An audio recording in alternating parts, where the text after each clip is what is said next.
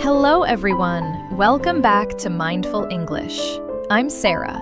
And I'm Liam. It is wonderful to have you with us today. You know, Liam, there's a saying I really love. The morning is the rudder of the day. The rudder? Like on a ship? Exactly. It's a small piece of the ship, but it decides the direction of the entire journey. If the rudder is crooked, the ship goes off course. But if the rudder is steady, the journey is smooth. I love that image because, honestly, many of us start our days without a rudder. We wake up, we grab our phones, we rush, and we let the day control us. Right. So today, we want to slow things down. We want to talk about how to reclaim that morning time, not just to be productive, but to be present. And along the way, we're going to upgrade your English vocabulary. We're going to move away from basic phrases like wake up or drink coffee. And replace them with expressions that feel a bit more intentional, a bit more classy. Ready to start? Let's dive in. So, Sarah, let me ask you, how do you usually start your morning? Are you a snooze button person? Or are you up with the sun? I used to be a snooze button professional. I would hit it 5 times. But I realized that starting the day with procrastination wasn't great. So now I try to kick off the day with a little more intention. Kick off the day. I like that phrasing. It sounds energetic, like a football match. Exactly. When you say, I woke up, it sounds passive. It just happens to you. But when you kick off the day, you are the one starting the action. You are the captain. So, once you've kicked off the day, what is the very first thing you do? Before email, before the news? Well, before any technology touches my eyes, I head to the kitchen to brew a fresh cup of coffee. Ah, brew a fresh cup. That sounds so much nicer than just drink coffee. It is. Drink coffee is just consuming caffeine. But brewing a fresh cup is a ritual. I listen to the sound of the beans. I smell the aroma. I wait for the water to heat up. It forces me to slow down for just 5 minutes. That connects to the idea of preparing your environment, doesn't it? Do you set the coffee up the night before? Sometimes. But usually I like the process. It's my signal to my brain that we are safe and we are awake. What about you, Liam? You're a tea drinker, right? I am. I brew a fresh cup of Earl Grey. And while I'm drinking it, I try not to look at my massive to-do list. Oh, the to-do list. That can be terrifying in the morning. Looking at 20 tasks before 8 a.m., that creates anxiety. Exactly. So instead of writing a huge list, I just open my notebook and jot down my priorities. Jot down. That feels very light, very quick. That's the key. If I say, I'm going to write a plan, it feels like work. But if I jot something down, it feels like I'm just giving myself a gentle nudge. I might jot down something gentle, like start small, finish one tiny thing. I love that nuance. Jot down implies speed and ease. It's not perfect handwriting. It's just getting it out of your head. Right. And once I have those 3 things, I have clarity. I don't have to worry about the other 50 things. I just focus on the priorities I jotted down. So we have the coffee, the ritual. We have the list, the clarity. But there is one more step that I think is crucial for a mindful morning. What's that? It's the mental space. Before I rush out the door, I take a moment to reflect on the day ahead. Reflect on. That is deep. It's different than just thinking about your schedule. Very different. Thinking about is logistical. I have a meeting at 2 p.m. But reflecting on the day is emotional. I ask myself, how do I want to feel today? Who do I want to be in that meeting? That is a game changer. You are visualizing the version of yourself you want to bring to the world. Exactly. Maybe I reflect on a challenge I'm facing, and I tell myself, I can handle this with grace. It only takes 2 minutes, but it changes everything. So you're not just surviving the morning. By doing these things, brewing the coffee, jotting down the priorities, reflecting on your intent, you are doing something powerful. You are setting the tone for the entire day. Yes, setting the tone. That is the perfect phrase for it. It's like music, isn't it? If the first note of a song is chaotic and loud, the whole song feels stressful. But if you set the tone with calm and focus, even if the day gets busy later, you have that foundation. Exactly. You can't control the traffic. You can't control your boss, but you can set the tone for how you respond to them. And that is what confidence is. It's knowing that you are the conductor of your own morning. All right, let's pause here for our mindful review. We used 5 specific phrases today that can instantly upgrade how you talk about your routine. Let's look at them one by one. First, instead of simply saying, I start my day, we used the phrase, kick off the day. To kick off comes from sports. It implies energy, action. So you might say, I like to kick off the day with a run. Or, let's kick off the meeting with some good news. Next, we moved from drink coffee to brew a fresh cup. To brew means to make tea or coffee by mixing it with hot water. It sounds slower, more deliberate. I'm going to go to the kitchen and brew a fresh cup. It sounds like a treat, not just a habit. Then we talked about lists. Instead of writing a long plan, Liam said he likes to jot down his priorities. To jot down. This implies to write quickly or briefly. You might say, hold on, let me just jot down your phone number. I had a great idea, so I jotted it down on a napkin. Fourth, we replaced think about with reflect on. To reflect on. This implies looking back or thinking deeply. I need some time to reflect on what happened. Start your morning by reflecting on what you are grateful for. And finally, the big idea of the episode. Set the tone. Yeah. When you notice how one moment shaped the rest of the day, not in a dramatic way, just quietly. Like realizing, if I rush first thing in the morning, it sets the tone for stress. Or, that calm start helped me stay grounded longer than I expected. To establish the mood or the atmosphere. Lighting a candle really sets the tone for a relaxing evening. Your attitude as a leader sets the tone for the whole team. So here is our invitation to you. Tomorrow morning, when you wake up, don't just rush. Notice the small moments. Brew that fresh cup. Reflect on one good thing. And ask yourself, how do I want to set the tone for today? We'd love to hear from you. What is one small thing you do to kick off your day right? Do you listen to music? Do you stretch? Jot it down in the comments. Share your routine with us. Remember, a mindful morning doesn't have to be long. It just has to be yours. Thanks for listening.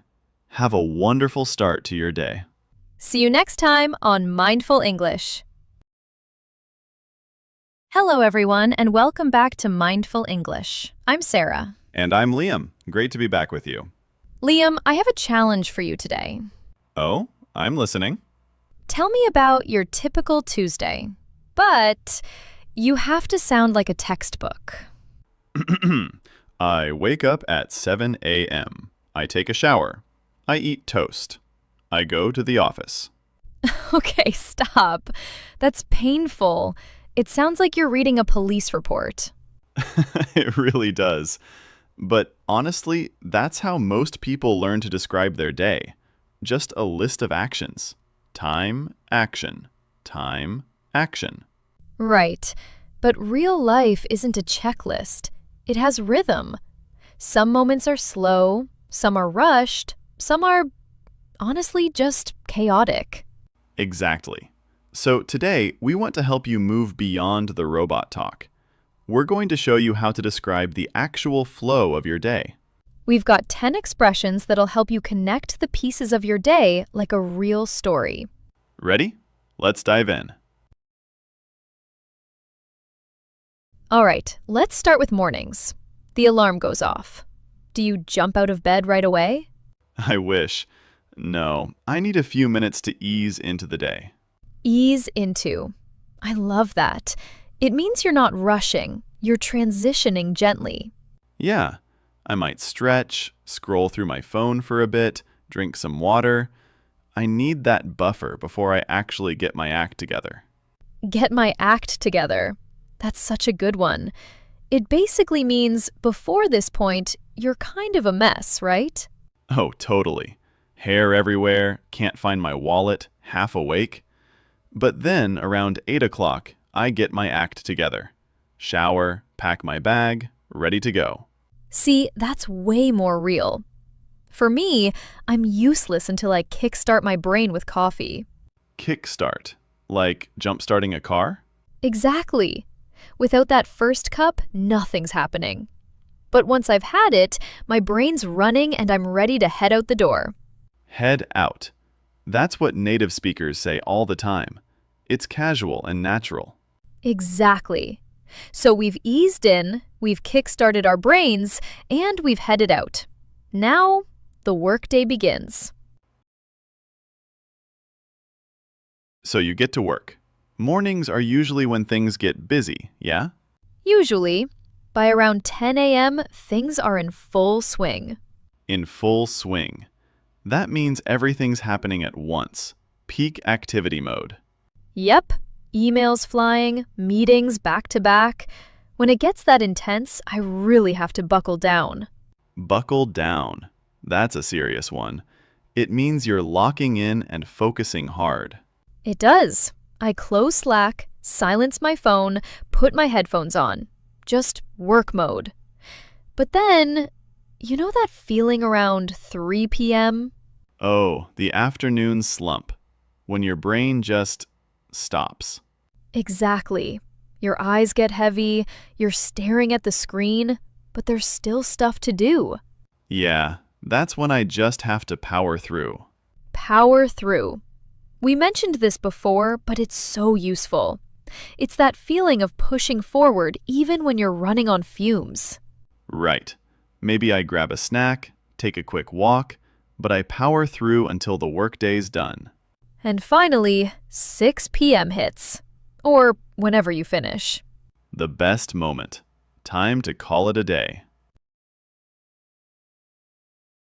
Call it a day. I love this expression. It's like you're officially giving yourself permission to stop.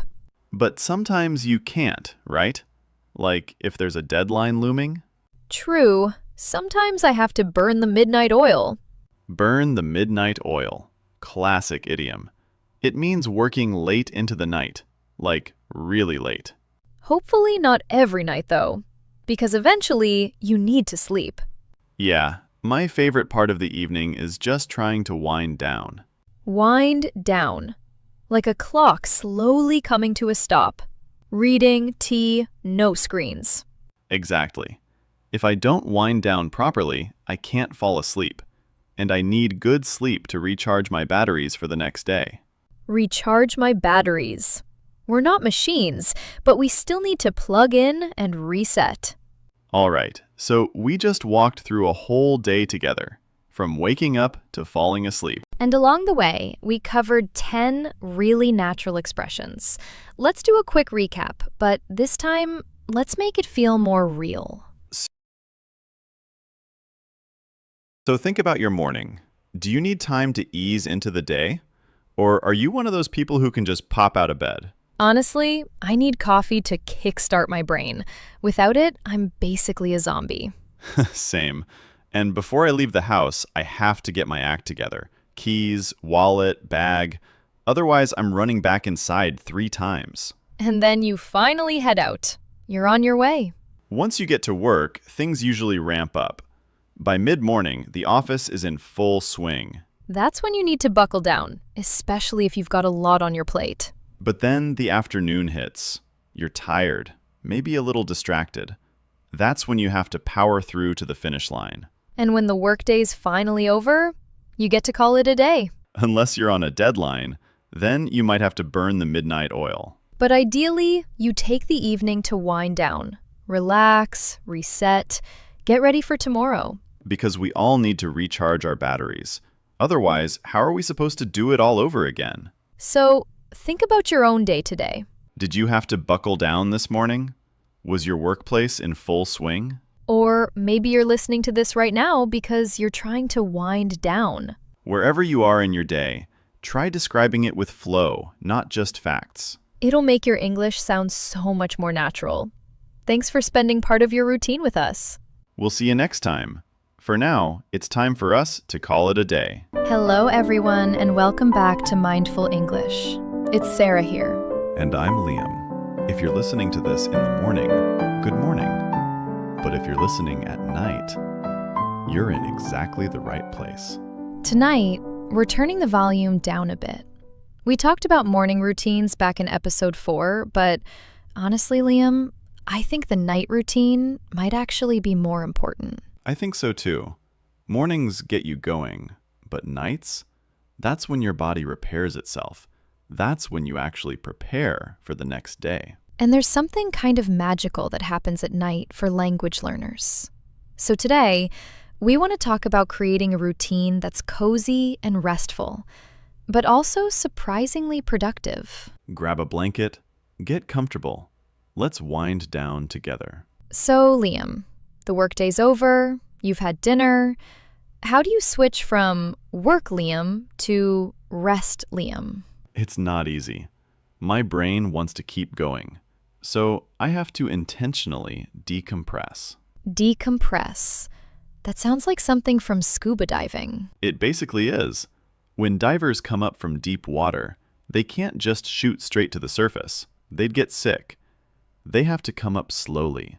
Let their body adjust to the pressure. It's the same thing with stress. You can't go from high stress mode to sleep mode in 5 minutes. You need time to decompress. That's such a good way to put it. I think a lot of us try to force ourselves to sleep when we're still mentally pressurized. Exactly.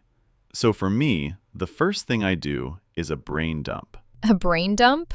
That sounds kind of messy. It's not the prettiest term, but it works. I grab a notebook and just write down everything that's floating around in my head.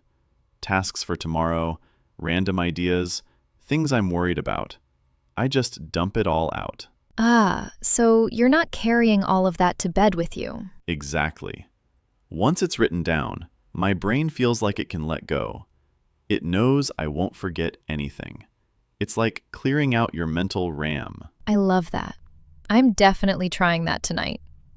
Okay, so you've cleared your head, you've decompressed. Now you're in bed. Do you just close your eyes, or do you listen to something? This is actually my favorite part. I usually listen to a story or a podcast in Spanish since I'm learning it. Wait, Spanish? Right before sleep? Doesn't that feel like work? Wouldn't that keep you awake? This is the key distinction. I'm not studying. I'm not trying to memorize verb conjugations or anything. That would definitely keep me up. I'm just doing passive input. Okay, but why is that specific time, right before sleep, so good for learning? There's this concept in neuroscience called sleep consolidation. Think of your brain like a librarian. During the day, you're collecting hundreds of books, all this information. They're just piled up on the desk in a mess. But when you sleep, the librarian starts organizing everything, filing it all away. Okay, so the librarian is putting everything on the right shelf. Right. And here's the cool part. Research suggests that whatever you put into your brain right before sleep gets priority processing. It's like putting a book right on top of the pile.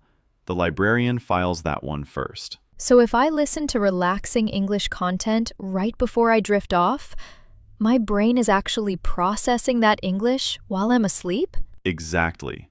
It helps the memory stick. But the key is, it has to be relaxing. If it's stressful or too challenging, your cortisol spikes and the whole process shuts down. It needs to be enjoyable. That's such a relief. So we don't need to study hard at night. We just need to let the language wash over us. Exactly. Just let it wash over you. Your brain does the heavy lifting while you rest. I love this. So my new routine is decompress from the day, do a brain dump to clear everything out, listen to something gentle in English to help it sink in. And then? And then I just drift off. Drift off. That's the perfect way to describe falling asleep. You don't crash, you drift, like a boat on calm water. And then hopefully wake up refreshed, ready to kick off another day. Let's keep things low-key for the review. We don't want to wake anyone up. Shh. Mindful review time. First, decompress. This means releasing pressure and relaxing after a busy or stressful time. Like, I need at least an hour to decompress after a day like that. Then there's brain dump, writing down all your thoughts to clear your mind. If your head's too full to sleep, try doing a quick brain dump on paper. We also talked about passive input. That's when you're listening or reading for enjoyment, not trying to analyze every single word. Perfect for nighttime. And finally, drift off, to gradually, peacefully fall asleep. I put on some soft music and just drifted off. If you're listening to this in bed right now, you're already doing it right. You're giving your brain good input. Now, let the librarian do the rest. And hey, if this helped you tonight, share it with someone who might need a better night routine. Or leave us a comment.